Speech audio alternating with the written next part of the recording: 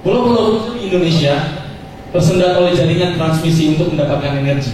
Tercatat 65% dari jumlah seluruh pulau-pulau kecil yang ada di Indonesia itu tidak dialiri listrik oleh pemerintah atau PLN. Ya, saya ambil jurusan teknik kelautan.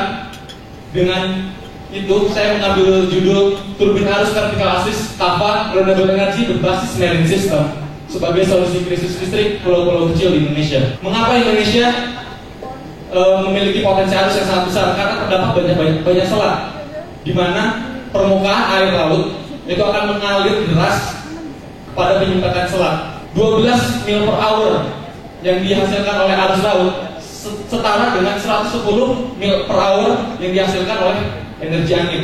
Hal itu juga didukung dengan densitas air laut itu 830 kali lipat densitas udara, sehingga dengan kapasitas yang sama turbin arus laut akan jauh lebih kecil dibandingkan dengan turbin angin. Itu mengakibatkan lebih tingkat keekonomisan turbin arus daripada kita membangun turbin angin. Cara kerja turbin arus vertikal aksis yang paling pertama adalah tidak terpengaruh dengan aliran. Vertikal aksis adalah turbin arus yang berputar secara vertikal ketika arus itu datang. Perbedaan dengan turbin arus horizontal ketika ada arus datang, dia harus menyesuaikan dengan arus yang datang.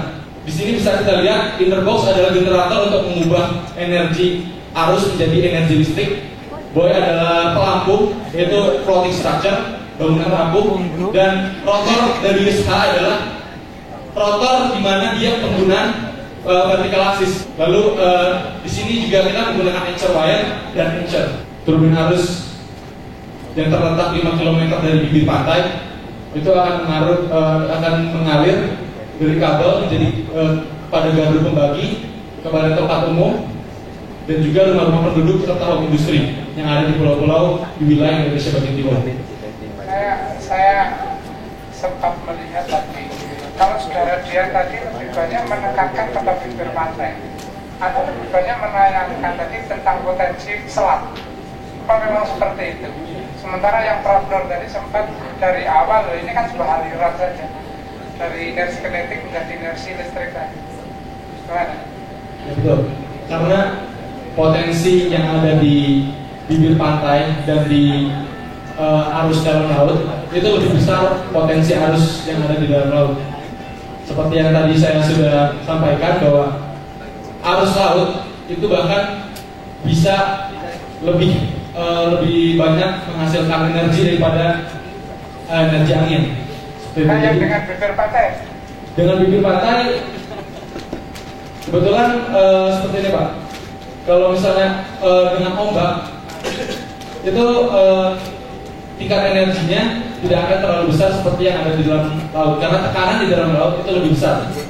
Kalau dari sisi kemanfaatan bagi Indonesia, lebih bermanfaat kita menggunakan yang inersi yang pinggir pantai atau yang selatan itu dengan potensi sumber daya alam kita?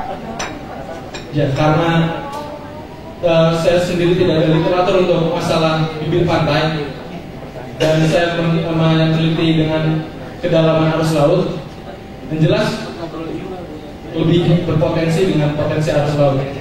Ya, oke, kita beri aplaus pada Nah, saya selanjutnya, semoga bermanfaat. Assalamualaikum warahmatullahi wabarakatuh.